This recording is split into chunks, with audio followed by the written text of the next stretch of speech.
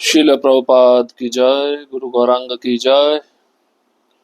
तो कल के सत्र में हमने सुना था शील प्रभुपाद जी स्पष्ट रूप से कहते हैं कि मेरे शिष्य कभी कभार मुझे ऐंठना चाहते हैं पैसे प्राप्त करने के लिए, क्योंकि जब कृष्ण बलराम का मंदिर का उद्घाटन होने वाला था उस समय पैसे की बहुत जरूरत थी। तो बारंबार शिष्य प्रभुपाद जी को फोन करके पैसे मांगते थे।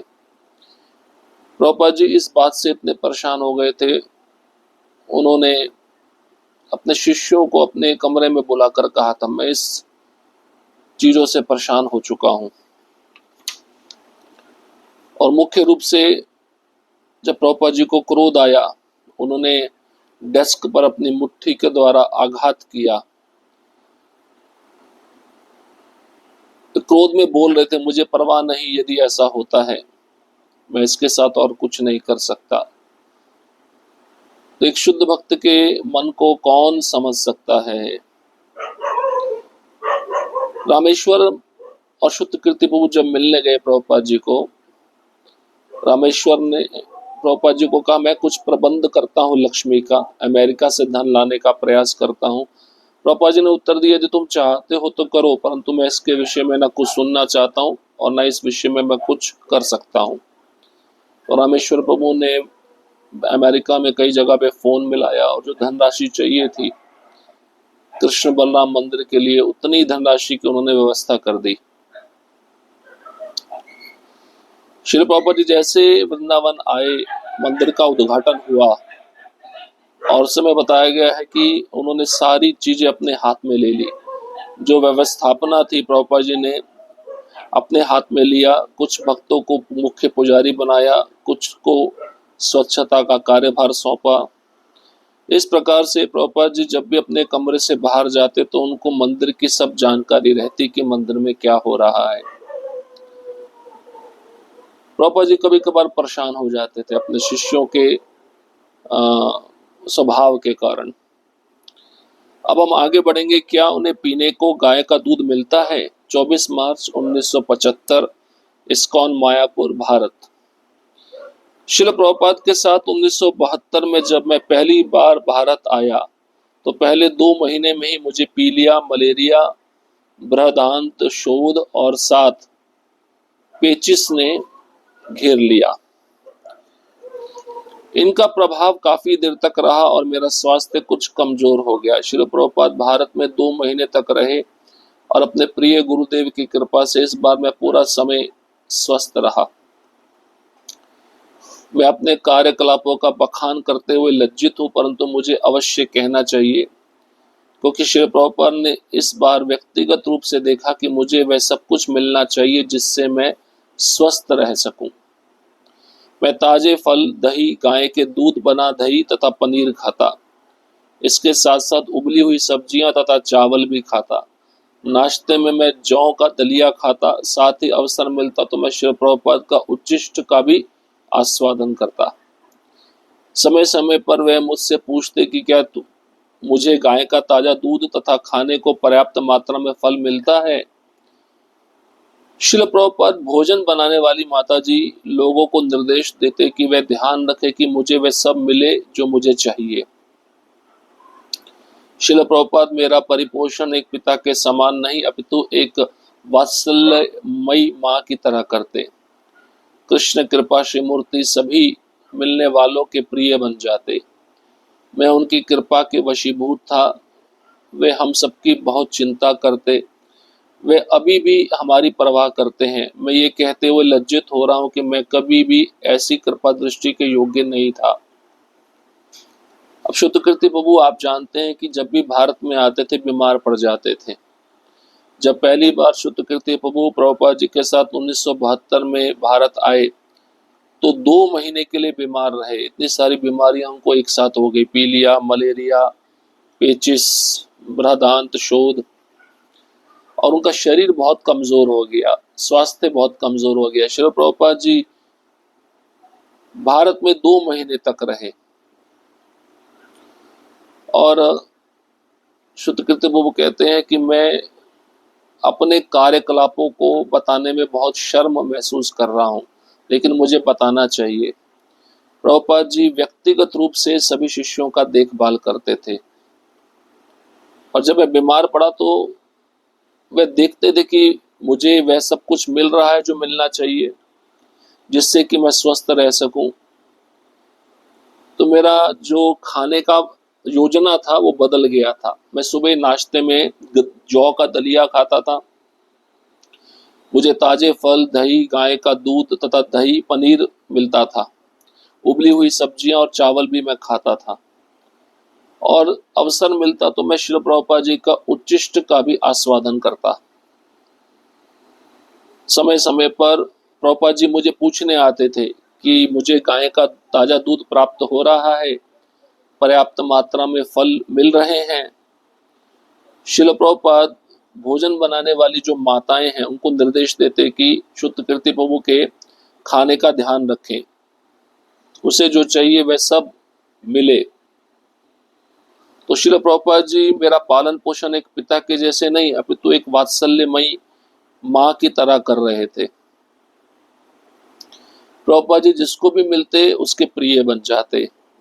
मैं उनकी कृपा के वशीभूत था, और प्रभुपाद जी हम सबकी बहुत चिंता करते थे, और अभी भी हमारी चिंता बहुत करते हैं, परवाह करते हैं। मैं बताने के लिए बहुत लज्जित हो रहा हूँ।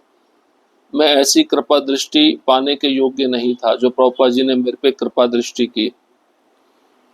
शिल प्रभुपाद की कृपामयी अद्भुत योग्यता केवल मेरे लिए ही नहीं थी, वह अपने सभी शिष्यों से प्यार करते थे। जब शिल प्रभुपाद कृष्ण बलराम मंदिर के उद्घाटन समारोह के लिए पहुंचे तो उन्होंने सबको अपने कमरे में बुलाया तथा पूछा, सबकी देखरेख कैसी हो रही है? क्या आप सबको पीने के लिए गाय का दूध मिल रहा है? इन सबको गाय का दूध मिलना चाहिए, वह भैंस का दूध ना पिए। तो शुद्ध कृष्ण वो कहते हैं प्रभुपाद जी की कृपा मेरे लिए ही नहीं थी, सभी शिष्यों से वे प्यार करते थे, वे उनकी कृपा सब शिष्यों के लिए थी। जब प्रभुपाद जी वृंदावन के कृष्ण बलराम मंदिर में पहुंचे उद्घाटन समारोह के लिए, तो उन्होंने सभी शिष्यों को बुलाया और पूछा, सबका स्वास्थ्य ठीक है ना? सबकी देखरेख कैसी हो रही है? सबको पीने के लिए गाय का दूध पर्याप्त मिल रहा है? गाय का दूध सबको मिलना चाहिए, भैंस का दूध नहीं पीना है, ऐसा प्रभुपाद जी उपदेश देते थे। मैं इस बात पर और अधिक बल ही दे सकता कि श्रील प्रभुपाद इस पर कितनी बार महत्व देकर बोले कि भक्तों को अच्छा प्रसादम मिलना चाहिए। श्रील प्रभुपाद ने मुझे सबसे पहली शिक्षा यह दी कि मंदिर में दर्शनार्थियों को जाने से पहले प्रसादम अवश्य मिलना चाहिए, चाहे वह फल का एक टुकड़ा ही क्यों ना हो।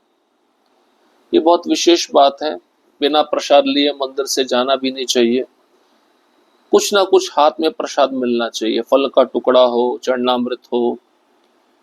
प्रभुपाद जी इस बात पर ज्यादा ध्यान देते थे कि भक्तों को अच्छा प्रसादम मिले, और उनकी सबसे पहली शिक्षा यही थी कि मंदिर में जो दर्शन करने वाले लोग आ रहे हैं वो प्रसादम प्राप्त किए बिना ना जाएं, चाहे उनको प्रसाद के रूप में फल का एक टुकड़ा ही क्यों ना मिले। कृष्ण बलराम मंदिर के उद्घाटन समारोह के समय भक्त मंदिर के आसपास विभिन्न अतिथि गृहों में रह रहे थे, क्योंकि मंदिर में पर्याप्त सुविधा नहीं थी। श्रील प्रभुपाद ने उनके कार्यभारियों को बताया, इस बात का ध्यान रहे कि भक्तों को अच्छी सुविधा मिलनी चाहिए, उन्हें असुविधा ना हो। कृष्ण भावना भावित व्यक्ति को कार्य में संलग्न हुए देखना बहुत रुचिकर लगता।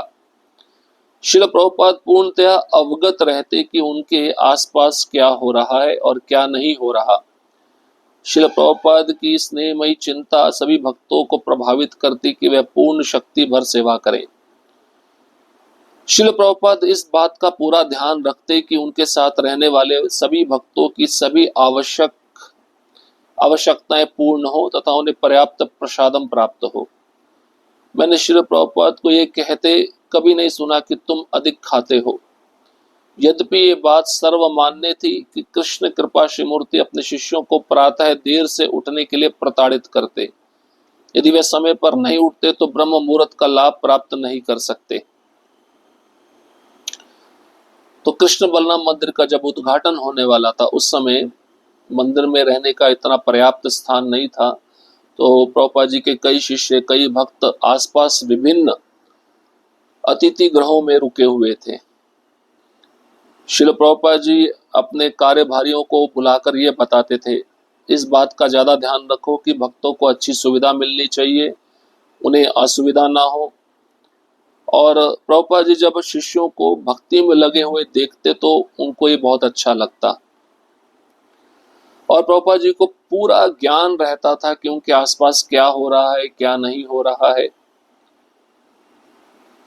श्रील प्रभुपाद की स्नेहमयी चिंता सभी भक्तों को प्रभावित करती कि वह पूर्ण शक्ति से सेवा करे। प्रभुपाद जी शिष्यों की चिंता भी करते थे, कारण यही था कि वह कृष्ण की सेवा पूरी क्षमता से करें। प्रभुपाद जी इस बात का पूरा ध्यान रखते थे कि उनके साथ रहने वाले सभी भक्तों की जो आवश्यकताएं उसकी पूर्ति हो, पर्याप्त प्रसादम प्राप्त हो। प्रभुपाद जी को कभी भी शुद्ध कीर्ति वो कहते हैं, मैंने कहते हुए नहीं सुना कि तुम अधिक खाते हो, और ऐसे भक्त को हमें ऐसा बोलना भी नहीं चाहिए कि तुम ज्यादा खा रहे हो। जिस भक्त का जितना क्षमता है उतना प्रसाद ले रहा है, ठीक है, सेवा कम नहीं होनी चाहिए। लेकिन प्रभुपाद जी डांटते थे किस चीज के लिए? अगर शिष्य सुबह ब्रह्म मुहूर्त में नहीं उठते थे मंगल आरती के लिए,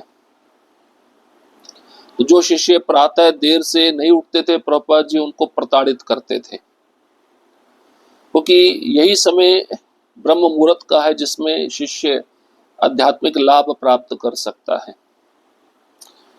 श्रील प्रभुपाद सभी परिस्थितियों में मैं कैसे कार्य करना चाहिए, आप इसका श्रेष्ठ उदाहरण प्रस्तुत करते। जब आप अस्वस्थ थे तो भी आप बिना शिकायत की अपनी सेवाएं जारी रखते, परंतु जब मैं अपनी बीमारी की शिकायत करता तो वह अत्यंत सहानुभूति पूर्वक मेरी इच्छाओं की पूर्ति करते। मेरा जीवन तथा सब कुछ आपका ऋणी है। श्री कृष्ण आपको जो कुछ प्रदान करते आप उसे सहर्ष स्वीकार कर लेते, परंतु अपने शिष्यों को वे सब कुछ प्रदान करने के लिए प्रयास करते जिसके वे अभ्यस्त थे। आप अपने शिष्यों को प्रसन्नता से प्रेममयी सेवा में संलग्न देखकर अत्यंत हर्षित होते। जैसा प्रेम तथा सावधानी आप हमारे साथ बरतते, कृपया मुझे भी अपने गुरु भाइयों तथा गुरु बहनों के प्रति वही व्यवहार करने की आशीष प्रदान करें। तो प्रभुपाद जी सभी परिस्थितियों में हमें कैसे कार्य करना चाहिए इसका श्रेष्ठ उदाहरण प्रस्तुत करते थे। कितनी सुंदर बात शुद्ध कीर्ति प्रभु लिख रहे हैं। शुद्ध कीर्ति प्रभु कहते, जब मैं अस्वस्थ रहता, मेरी तबीयत अच्छी नहीं होती थी, तो मैं आपके पास जाकर शिकायत करता था और मेरी जो आवश्यकता है आप उसका देखभाल करते थे। लेकिन जब आप अस्वस्थ रहते थे, आप बिना शिकायत किए जो भी सेवा आपको मिलती थी आप उसको स्वीकार कर लेते थे। तो ये अंतर है। मेरे अस्वस्थ होने पर मैं कुछ इच्छाएं करता था, मुझे ये चाहिए, उसका आप ध्यान रखते थे। लेकिन जब आप अस्वस्थ होते थे, आपको क्या आवश्यकता है उसका आप ध्यान रखे बिना जो भी आपको मिलता था आप उसको स्वीकार करते थे। मेरा जीवन तथा सब कुछ आपका ऋणी है। श्री कृष्ण ने आपको जो कुछ दिया सहर्ष आपने उसको स्वीकार किया, परंतु अपने शिष्यों को वह सब कुछ प्रदान करने के लिए आप प्रयास करते जिसके वे अभ्यस्त थे। शिष्यों को भगवान कृष्ण की सेवा में संलग्न देखकर आप बहुत हर्षित होते थे। जैसा प्रेम तथा सावधानी आप हमारे साथ बरतते, कृपया मुझे भी अपने गुरु भाइयों तथा गुरु बहनों के प्रति वही प्रेम, वही सावधानी, वही व्यवहार करने का वरदान प्रदान करें। जो भाव आपका था आपके शिष्यों के प्रति, वही भाव मेरे गुरु भाइयों गुरु बहनों के प्रति रहे, यही मेरी इच्छा है। हरे कृष्णा कृष्ण कृष्ण हरे हरे, हरे राम राम राम हरे हरे। श्रील प्रभुपाद की जय, गुरु गौरांग की जय।